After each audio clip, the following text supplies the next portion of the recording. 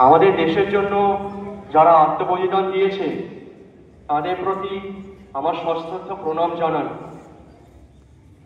এই সভায় উপস্থিত গুরুজনদের আমার আন্তরিক প্রণাম ও আমার সহপাঠীদের আমার আন্তরিক ভালোবাসা জানাই।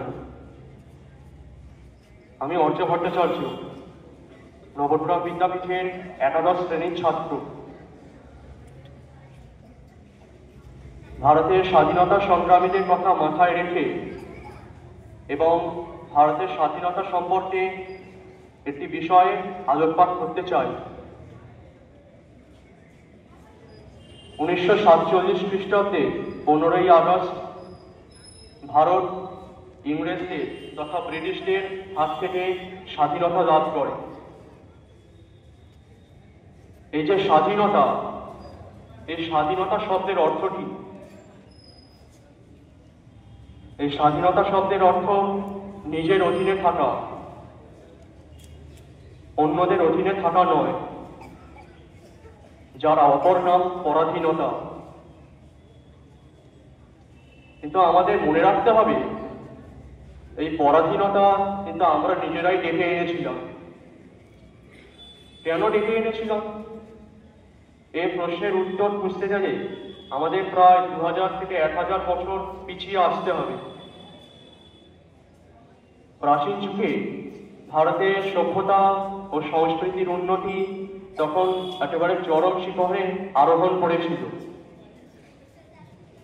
আমাদের দর্শন ছিল তৎকালীন পৃথিবীর মধ্যে শ্রেষ্ঠ দর্শন। ভগবদ গীতায় এর উল্লেখ পাওয়া যায়। আমাদের গুপ্ত যুগ ছিল ভারতের সুবর্ণ যুগ। কিন্তু ধীরে ধীরে এই শ্রেষ্ঠত্বের মধ্যে ভাঙন দেখা দিল। ভারতের রাজপুরুষগণ একে অন্যের সঙ্গে বিরোধিতায় লিপ্ত হয়ে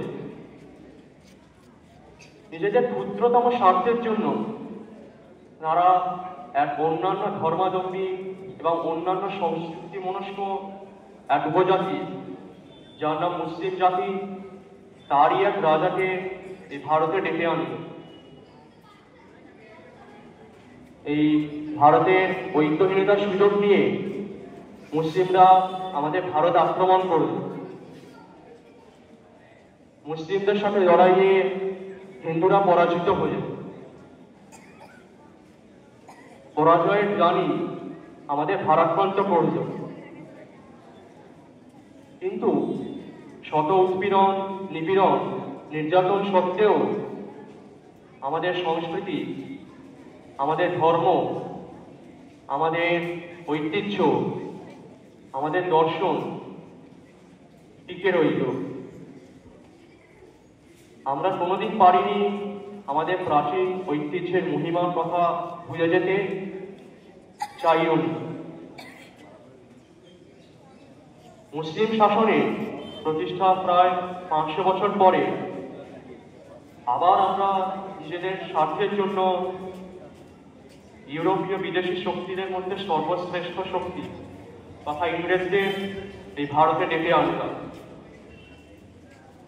সুবা বাংলার মধ্য দিয়ে সারা ভারতে ধীরে ধীরে ইংরেজ কর্তৃত্ব প্রয়োগ হল। পরাজয়ের গ্লানি আবারও আমাদের ভারাক্রান্ত করল। কিন্তু মুসলিম শাসনের সঙ্গে ইংরেজ শাসনের একটি বড় পার্থক্য আছে।